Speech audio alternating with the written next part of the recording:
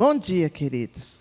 Muito bom estar com vocês nesta manhã de domingo, em Escola Bíblica Dominical. O intuito é que a gente aprenda um pouco do Senhor. E por isso nós vamos começar falando com Ele. Vamos orar? Senhor nosso Deus, nosso Pai, nós te damos graças, primeiramente pelo dom da vida, porque o Senhor é o nosso Deus e tem cuidado de nós. Obrigado porque até aqui o Senhor nos sustentou, o Senhor tem estado conosco, tem nos livrado de grandes males. Obrigada por tudo que o Senhor fez em nossas vidas. Nós te pedimos que o Senhor esteja conosco, que nos fale aos nossos corações, que o Senhor nos ensine, ó Pai, que o Senhor nos dirija os nossos passos. Te agradecemos em nome de Jesus e pedimos a tua companhia, Pai. Amém.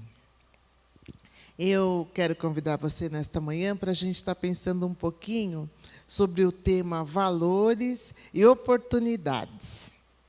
Valores e oportunidades.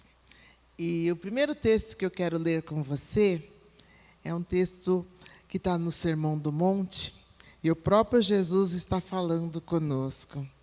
Esse texto está em Mateus, no capítulo 6, no versículo 21. Você deixa a sua Bíblia aberta, porque nós vamos usá-la bastante nesta manhã, tá bom? Mateus 6, 21, diz assim: porque onde está o teu tesouro, aí estará também o teu coração. Tesouro e coração. Onde está o tesouro, está o coração. Quando a gente fala de valor, vem muitas coisas na nossa cabeça. Normalmente, quando a gente fala assim, olha, fulano tem valor, nós estamos pensando que aquela pessoa tem boas qualidades, é uma pessoa do bem, é uma pessoa bacaninha. Mas também a gente pode pensar em valor nessa questão financeira, né? Qual o valor desse item que eu quero adquirir? Qual o preço, né? É um valor monetário, é cifra, é dinheiro, né?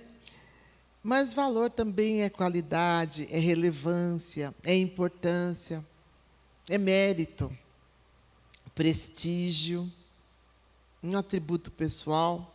Isso é valor.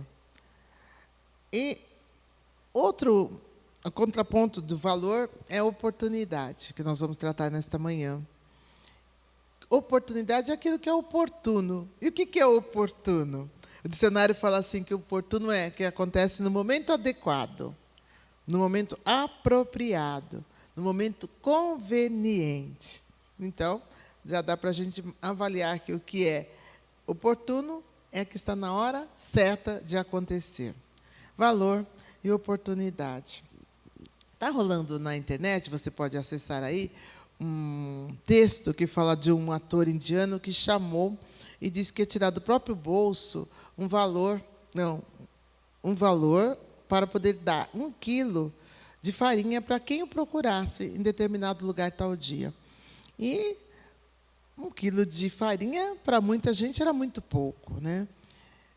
Mas, de qualquer forma, ficou disposto ali, e algumas pessoas foram a este lugar. Quando chegaram lá, de fato, tinha o quilo de farinha. Só que dentro do saco onde estava esse quilo de farinha, tinha também uma importância aproximadamente de $200, que daria para aquele necessitado que o procurou, ou procurou o lugar que ele tinha destinado, resolvesse algumas questões que seriam um pouco mais profundas do que só a farinha. A pergunta que o texto traz é: claro que só procurou o quilo de farinha quem realmente precisava. Então, não perdeu a oportunidade de ir ali porque estava necessitado. Oportunidade.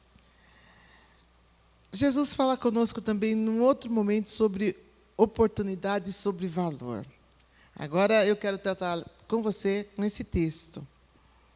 É um texto muito conhecido, mas a gente sempre aprende, não é? Esse texto está lá em Mateus 19. Nós vamos ler de 16 a 22. Mateus 19, de 16 a 22. Eis que alguém, aproximando-se, lhe perguntou: Mestre, que farei eu de bom para alcançar a vida eterna? Respondeu-lhe Jesus: Por que me perguntas acerca do que é bom? Bom só existe um. Se queres, porém, entrar na vida, guarda os mandamentos. E ele lhe perguntou: quais? Respondeu Jesus: não matarás, não adulterarás, não furtarás, não dirás falso testemunho. Honra a teu pai e a tua mãe, e amarás o teu próximo como a ti mesmo. Replicou-lhe o jovem: tudo isso tenho observado. Que me falta ainda? Disse-lhe Jesus: se queres ser perfeito, vai, vende os teus bens, dá aos pobres e terás um tesouro no céu. Depois vem e segue-me. Tendo, porém, o jovem ouvido esta palavra, retirou-se triste, por ser dono de muitas propriedades. Muito bem. Agora eu quero perguntar para você: por que o jovem ficou tão triste? Qual era o valor que ele tinha em mente naquele momento? E por que é que ele deixou escapar uma oportunidade, que é a melhor oportunidade da vida de alguém, que é seguir a Jesus? Veja que desde o começo ele ensaia para ter algum contato com Jesus mais de perto. Primeiramente, que ele diz como que ele pode fazer para fazer alguma coisa de bem. Então ele percebe que está faltando algo na vida dele. E o próprio Jesus fala para ele: quem é bom? Né? Bom mesmo só existe um. E ele preferiu não entrar para a vida e guardar os seus bens. Isso é valor. Né? O valor, naquele caso, estava na sua riqueza. Porque deixar tudo o que ele tinha de bens materiais, para ele não significava muito bom. Não era um bom significado, né? Preferiu perder a oportunidade de seguir a Jesus. Outro texto que eu quero compartilhar com vocês já é falando do apóstolo Paulo. Nós vamos lá para o livro de Atos. Atos, no capítulo 24. Paulo vem de Cesareia para Roma, é perseguido, e ele passa um apuro danado ali, querem matá-lo. Eles falam: não convém que esse homem fique na terra.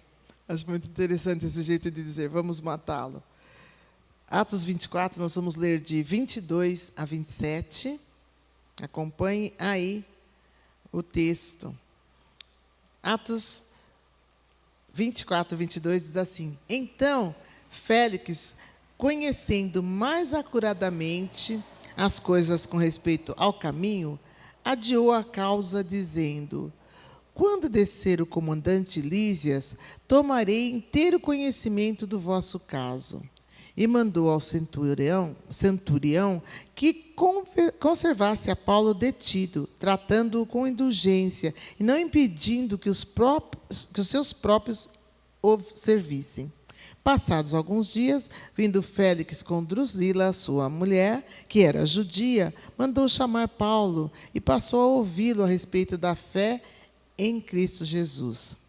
Dissertando ele, Paulo, acerca da justiça, do domínio próprio e do juízo vindouro, ficou Félix amedrontado e disse: por agora podes retirar-te, e quando eu tiver vaga, chamar-te-ei. Esperando também ao mesmo tempo que Paulo lhe desse dinheiro, pelo que, chamando mais frequentemente, conversava com ele. 2 anos mais tarde, Félix teve por sucessor Pórcio Festo, e querendo Félix assegurar o apoio dos judeus, manteve Paulo encarcerado. Os personagens que nós vamos destacar aqui são justamente os 2 nomes, Félix e Drusila. Félix era o governador da época em que está acontecendo esse evento com Paulo. Paulo tinha apelado para César e vai morrer, no final a gente já sabe, em Roma. Mas Deus está orientando a Paulo os passos que ele tem que seguir. E Paulo reage sempre que alguém diz para ele: deixa esse caminho, ele segue firme no propósito de que ele tem de levar o evangelho aos não-judeus e fazer o seu trabalho ali, que ele foi destinado a isso, né? Um compromisso de Paulo. E veja bem, nesse momento, Paulo está nas mãos de Félix, o governador. Como é que Paulo chega lá? Chega porque houve uma insurreição, os judeus, orientados pelo sumo sacerdote, pelos anciãos que serviam no templo, ou seja, a autoridade religiosa da época, acharam por bem matar Paulo. E perseguiram Paulo assim com crueldade. Machucaram, bateram muito nele, ele passou todas as sortes de apuro. E, quando eles vão para o poder romano, eles têm medo, porque Paulo se diz um cidadão romano. Então, ele, como cidadão, tinha direitos, e ele faz valer os seus direitos. Em dado momento, ele mesmo fala em sua defesa. Então, Paulo erudito, uma pessoa capaz, e, sabendo disso, o sumo sacerdote até se junta a um outro erudito, uma pessoa que falava muito bem, um orador, para enfrentar a Paulo quando chega em Roma, novamente. Veja a carta que o comandante da época, que vai levar Paulo para Roma, e para sua defesa em Jerusalém antes, né, ele manda uma carta para Félix, que é o governador. Vou ler a carta para vocês, que está em Atos 23, de 26 a 30. Atos 23, de 26 a 30. Olha a carta que ele manda para Félix. Cláudio Lísias, ao excelentíssimo governador Félix, saúde. Este homem foi preso pelos judeus e estava prestes a ser morto por eles, quando eu, sobrevindo com a guarda, o livrei, por saber que ele era romano. Querendo certificar-me do motivo por que o acusavam, fiz-o descer ao sinédrio deles. Verifiquei ser ele acusado de coisas referentes à lei que os rege. Nada, porém, que justificasse morte ou mesmo prisão. Sendo eu informado de que ia haver uma cilada contra o homem, tratei de enviá-lo a ti, sem demora, intimando também os acusadores a irem dizer na tua presença o que há contra ele. Saúde. Então, aqui é um comandante do exército mandando Paulo para o governador. Isso daria uma peça do direito. Quem é bom nessa área ia ficar contente de ler esse texto. É realmente apaixonante o texto, não a situação que Paulo enfrenta, que é dolorosa. Mas Paulo, então, vai ficar preso, e ele fica preso um tempo ali bastante grande, até que desçam até onde ele está, e onde está Félix também, que é o governador. Mas Félix está interessado em ouvir Paulo. Ele sabe que Paulo é do caminho. E falar do caminho, aqui nesse tempo, era mais ou menos como a gente fala hoje. Era evangélico, ou talvez era cristão. Nem sei, porque parece que evangélico é uma palavra um pouco desgastada hoje. Acho que é melhor a gente falar cristão mesmo, né? E Paulo se apresenta como alguém do caminho. E Félix fala assim, eu vou ouvir um pouco de Paulo. Então, é o texto que nós lemos, Atos 24, 22, que ele e a sua esposa vão até onde está Paulo preso e conversam com ele. Paulo está preso, mas não está sendo maltratado. Ele está preso e está tendo algum cuidado, não está sendo impedido de ser recebido pelos seus, pelos que o serviram ali. Enfim, aqui o texto diz que ele tinha alguma indulgência, né? E algumas pessoas podiam servi-lo na prisão. E aí, quando Félix vai com a sua esposa lá, no versículo 24 eu vou reler. Passado alguns dias, vindo Félix com Drusila, sua mulher, que era judia, mandou chamar Paulo e passou a ouvi-lo a respeito da fé em Cristo Jesus. Então, ele queria ouvir sobre a fé que Paulo tinha e se inteirar. Certamente ele queria entender melhor o que é que Paulo sabia e por que é que Paulo tinha aquela fé. Mas quando Paulo começa a falar com propriedade sobre a forma com que Félix vinha se portando e os valores que Félix e a sua esposa tinham. Drusila era uma mulher muito bonita, gostava muito do seu papel social, diz os textos consultados anteriormente, né? E Félix gostava muito do seu cargo de governador. O cargo para ele era deveras importante. E ele não queria abrir mão disso, né? Então, quando Paulo, certamente sabendo disso, no versículo 25, ó. Dissertando ele, Paulo, acerca da justiça, do domínio próprio e do juízo vindouro, Félix ficou amedrontado e disse: por agora pode retirar-te. Quando eu tiver vaga, eu te chamo. Por quê? Quando ele falou assim, justiça. Bom, eu não sou aquele que primo por justiça. Domínio próprio. Ora, é um dos atributos do Espírito, não é? Ter domínio próprio. Ele pensou bem, falar, eu não vou poder ceder com tanta facilidade as coisas que me sobrevêm. Eu vou ter que analisar melhor cada caso. Ele ficou amedrontado e pensou bem, melhor eu não continuar ouvindo esse senhor, não. Olha que oportunidade que ele e a esposa perderam. Oportunidade de ouvir sobre o reino de Deus, ouvir de alguém como Paulo, que tinha propriedade para falar sobre esse assunto. Um catedrático no tema, né, irmãos? Qualquer um de nós faria, não, eu quero ouvir melhor, eu quero entender, eu quero me converter. Mas não foi o caso de Félix e Drusila. Eles preferiram, assim como o jovem rico, que nem o nome dele tem no texto, né? Só diz jovem rico, ele não quis saber de perder os bens, e parece que Félix e Drusila também tinham algum interesse monetário, porque, olha aqui no versículo 26 do capítulo 24, ó, esperando também, ao mesmo tempo que Paulo lhe desse dinheiro, pelo que, chamando mais frequentemente, conversava com ele. Aí conversava por qualquer coisa, porque ele falava, se ele me oferecer algum dinheiro, eu tramoio aqui, faço algum estratagema e solto ele. Mas se ele não oferecer, vamos conversando. E foi chamando. Chamava, mas Paulo não se rendia. Paulo não se vendia. Então, também não era solto. Continuou preso ali. Não aceitou ser subornado. Ora, eu não sei. Algumas perguntas podem vir, né? Quantas vezes a gente se deixa subornar? Não só por dinheiro, né? Às vezes por uma emoção, uma chantagem emocional, alguma coisa assim. Paulo se manteve firminho ali, ó. Na verdade, firmão. E olha a postura de Félix, no versículo 27. 2 anos mais tarde, Félix teve por sucessor Pórcio Festo. E, querendo Félix assegurar o apoio dos judeus, manteve Paulo encarcerado. Então, Paulo teve que ficar mais tempo preso para não ter problemas, não causar, na verdade, problemas para Félix, que queria ficar bem visto pelos judeus num momento de transição política e não perder o seu poder político. Agora, eu queria chamar você para algumas considerações, né, sobre o que a gente está tratando nesta manhã, né, que é sobre valor e oportunidade. A folha é grande, mas eu não vou falar toda a folha, não. Só tem alguns itens que eu anotei aqui para não me esquecer.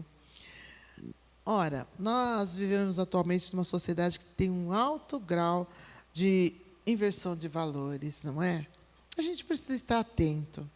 Eu não sei onde está o seu coração, mas eu queria chamar a tua atenção, porque esses textos que nós lemos até agora, eles estão mostrando que o nosso caráter, os nossos valores e as oportunidades que vêm até nós, elas precisam ser analisadas por nós, principalmente nós que professamos nossa fé em Deus e temos nosso Senhor Jesus Cristo como nosso modelo.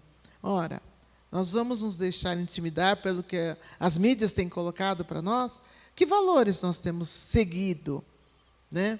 Que valores? Que tipo de postura cai bem para um cristão hoje? Às vezes a gente abre mão disso, né, em nome de não ser diferente da turma, do que está acontecendo. Até no linguajar mesmo, né, as pessoas às vezes adquirem uma fala que não é muito agradável e não deveria ser usada por cristãos, mas ele fala porque está na moda falar. Então não se policia nesse quesito, né, não presta muita atenção.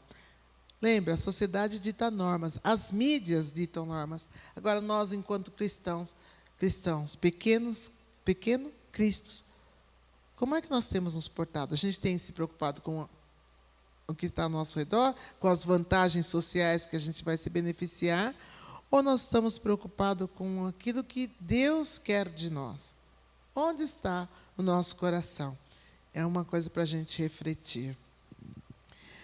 Outra coisa que a gente também pode pensar um pouquinho é sobre a nossa opinião, né?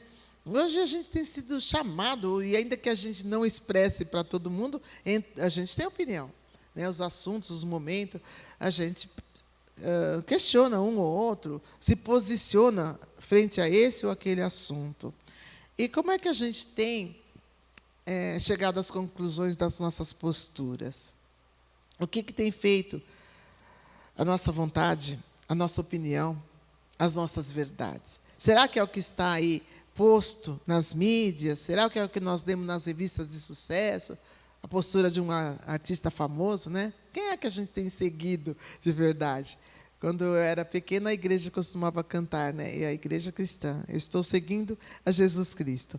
Hoje em dia a gente vê cristãos seguindo tanta gente que não vale a pena, né? Dando valor a nomes que deveriam ser colocados de lado.